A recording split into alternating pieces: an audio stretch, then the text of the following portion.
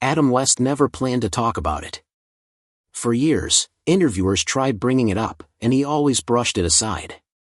But it was the one story fans wanted, the truth behind what happened with the Batman franchise. In 1966, Adam West signed what looked like a dream contract. The show turned him into a household name almost overnight. Merchandise exploded worldwide: action figures, lunchboxes, Halloween costumes, racking up an estimated $3.5 billion in sales. West had been promised 5% of all merchandising profits, a deal that should have made him rich for life. But when he checked his bank account, there was nothing. The studio had slipped one harmless-looking word into his contract, just one, that created a loophole big enough to erase every dollar he was owed. It was legal, but everyone who learned the truth agreed it felt criminal. That loophole didn't just hurt Adam West, it helped change contract law in Hollywood. Before all that, he was still William West Anderson, born September 19, 1928, in Walla Walla, Washington. His father, Otto, worked long hours in the apple orchards. His mother, Audrey, a former opera singer with old Hollywood dreams she never got to fulfill, filled the house with music, artistry, and chaos. She was brilliant but troubled, battling alcoholism and depression. Adam later said she shaped him more than anyone: her ambition, her unpredictability, her hunger for the spotlight.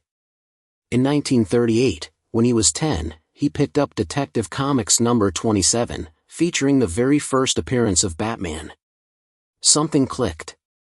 He loved the darkness, the intelligence, the idea of a hero who wasn't loud or invincible, just sharp, disciplined, and quietly haunted.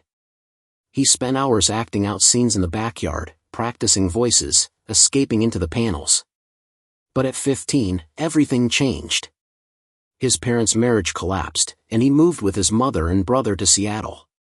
His mother remarried a neurosurgeon, and their new life came with a massive stone mansion, constant parties, and a revolving door of artists and musicians. Seattle was loud and wild, and Adam soaked it up. He got into plenty of trouble. Expelled from one school in Walla Walla. In Seattle's elite Lakeside school, he made friends, made enemies, and one night stole a school bus with his friend Harry Hutchinson, driving it all the way to Tacoma for girls and champagne. The school nearly expelled him again, but he smooth-talked his way into staying. They made him live with a strict math teacher, but he still thrived: sports, school plays, student government. His deep, smooth voice earned him the nickname Tex Anderson. After graduating, he studied literature and psychology at Whitman College, joined Beta Theta Pi, and competed on the speech team. He married a fellow student, Billy Lou Yerger, at just 17, and worked summers in canneries and ranches to keep their young family afloat. After college he became a radio announcer, saving money to enroll at Stanford, but instead he drifted, pretending to study at UC Santa Barbara while spending most days sunbathing.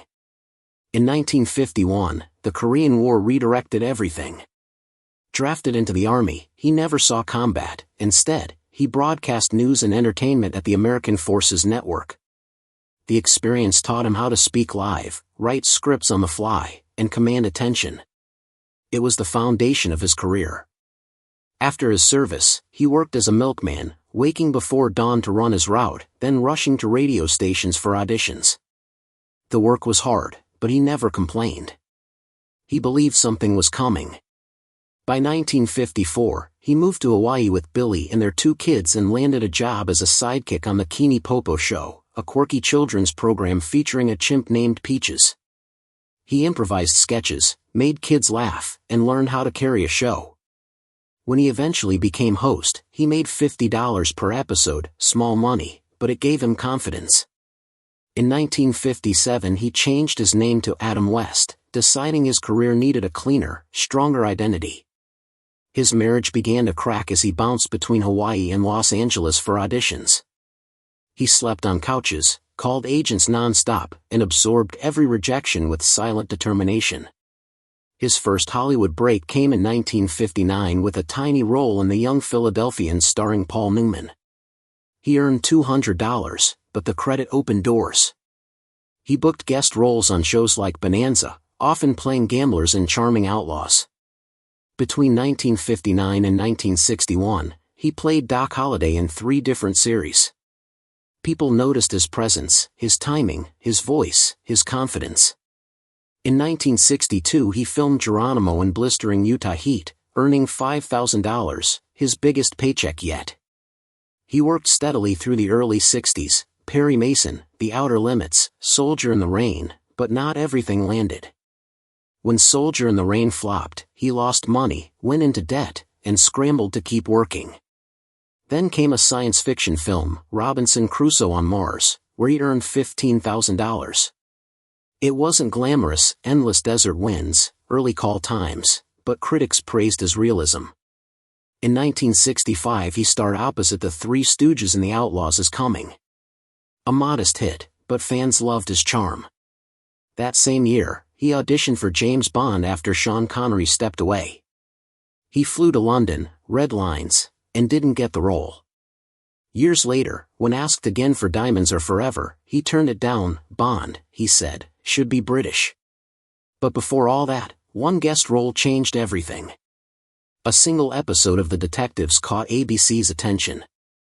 They were looking for someone who could play a serious man in a ridiculous costume. Adam West was perfect. In late 1965, he signed the contract, 7 years, $350 per episode. When he tried on the Batman suit, the cowl alone weighed 40 pounds. He couldn't turn his neck. The heat lamps on set were brutal.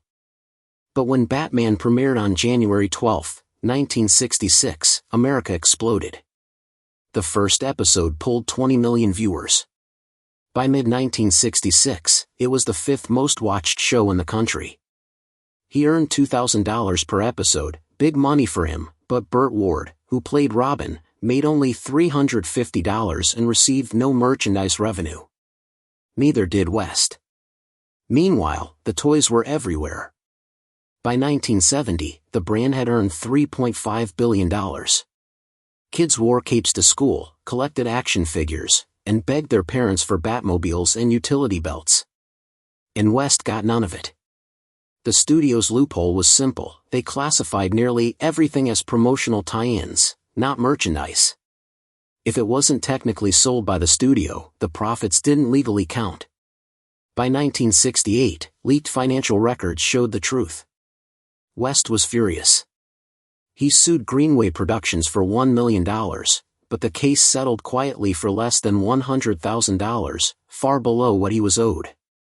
Confidentiality rules silenced him. The wound reopened in 1989 when Burt Ward revealed on live television that neither of them had received any residuals or royalties after 1970. Networks made millions from reruns. West and Ward received about $5,000 per year. The audience laughed nervously. West didn't laugh at all. He fell into a deep depression and distanced himself from Batman, the character that made him famous and the system that took advantage of him. Hollywood's promotional tie-in loophole went on to hurt dozens of actors. It became an industry-wide tactic, legal on paper, devastating in practice. And Adam West lived with its consequences for the rest of his life.